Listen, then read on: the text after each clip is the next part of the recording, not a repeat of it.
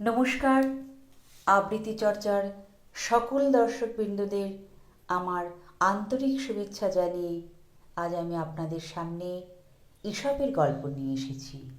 গল্পের নাম ধৈর্যের গুণ। গল্পটি ভালো লাগলে আপনারা আমার চ্যানেলটিকে একটি লাইক, সাবস্ক্রাইব ও শেয়ার করে দেবেন। গল্পের নাম ধৈর্যের গুণ। কয়েকদিন ঠিকমতো খেতে না পেয়ে এক শেয়ালের পেটটা বড় শুকিয়ে গিয়েছে।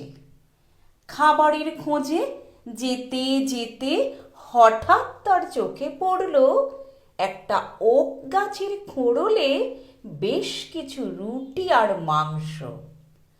রাখাল ছেলেদের কেউ হয়তো পরে খাবে বলে রেখে দিয়েছে।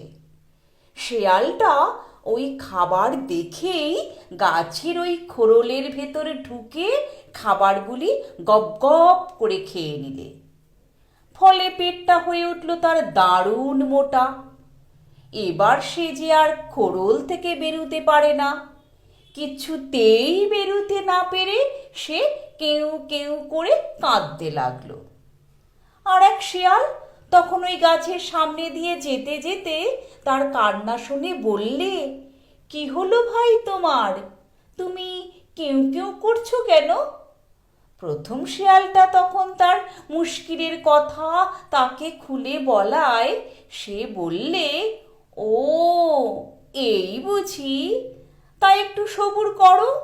পেট তোমার আগেকার মতো শুকনো হোক, তখন অনায়াসে তুমি ওই খোড়ল থেকে বেরিয়ে আসতে পারবে। ধৈর্য ধরে থাকতে পারলে অনেক ঝঞ্ঝাটই একসময় কেটে যায়। সবুরে মেওয়া ফেলে